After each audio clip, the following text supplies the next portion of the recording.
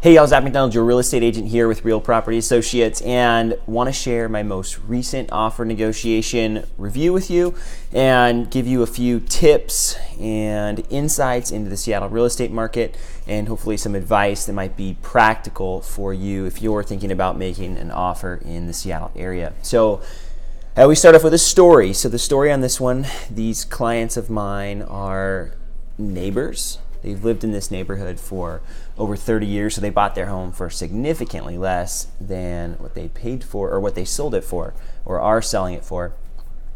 We listed it just over a week ago and had a 1 week offer review period, and this offer, on their offer review date, we had 2 offers. They both came in at the last minute, so I was kind of sweating it a little bit, but I guess you can't complain if you get 2 offers within 7 days on the market. But the offers, there were 2 of them, both of them pre-inspected. They did their inspections ahead of time, so they didn't have any inspection contingencies. The biggest difference between the 2 offers is one offer wanted some work to be done, and the other one did not ask for that work to be done. The other deciding factor was ultimately the price. The winning offer was just over 5% above the asking price.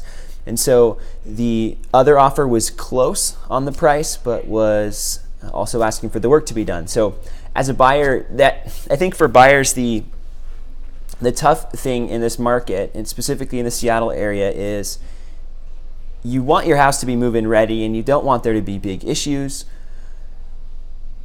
But sometimes you have some difficult choices to make. Sometimes you have to decide between maybe stretching on your budget, paying a little bit more to get a house that's move-in ready, and potentially competing with people and getting priced out right at that particular for that particular home, or taking a home like the buyers in this case that ended up winning. They decided, you know what, we'll take on this work that needs to be done, and we're going to pay a premium for the house so that we can get it, and then they're going to do the work over time down the road.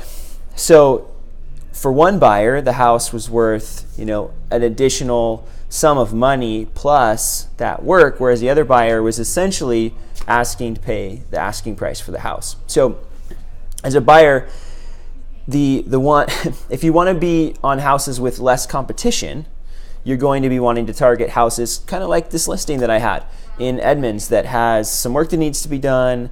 It's not completely updated, and there's going to be less buyers that are interested in that particular home. And if you're willing to stretch a little bit to get that house, in the long run, you're going to end up paying less probably for the house than you would if you were paying a premium to compete with 5 to 10 other buyers for a more remodeled house. Now, sellers, what I observed just in general is there haven't been as many showings on every house. I've listed a few recently, and I've seen there's been a decrease in activity on specific houses where maybe I thought, even on this one, I thought we would see more people through. We still had 10 groups come through, which is a good number in a week, but rather than maybe 20, 30, which just signals, and what we've been seeing as well with inventory, is there's more homes for sale. So I think that is a big piece of the pie, that buyers aren't feeling like they need to go see every house, but more ones that might meet their needs better. So the market is still competitive. Even on a house that needs a good amount of work, there's still buyers willing to purchase them. So hope this is helpful for somebody today. I should have another offer review here this next week. I have missed out on a few. I'm not going to go back and do makeups, but I will promise you guys here that I will get back on the bandwagon and do some more of these here coming up. So bye for now.